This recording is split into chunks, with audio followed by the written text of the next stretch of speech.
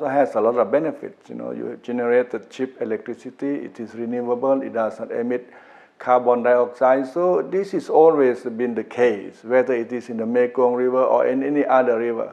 And normally you really have to optimize the benefit and you minimize the impacts. That's the case. So, of course, people, those who are against it will always oppose it, whether you have a lot of benefits or not.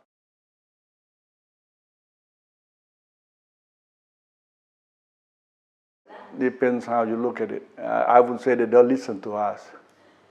We said a lot of things, we explain a lot, we carry out many things, and we are very open.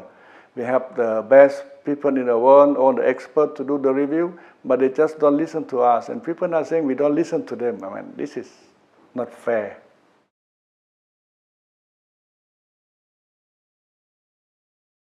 No. I think that is very much exaggerated.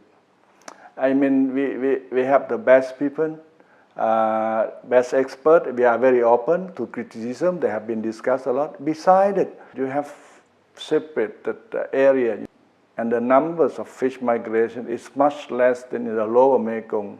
It's not that every fish will travel from the Mekong Delta up to the Tibetan. I think it's very much exaggerated that we would kill 60 million people.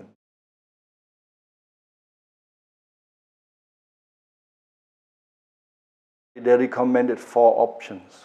Option 2 is to delay the project and do a study for 10 years before decided what to do. Of course, the expert recommended the second option, which Laos government never accepted. We choose the 4th option, which means we develop it when it is ready, when we are ready, but we invited all the experts to do it. People did not know the whole story, so they just listened to one of the story. And that's very sad.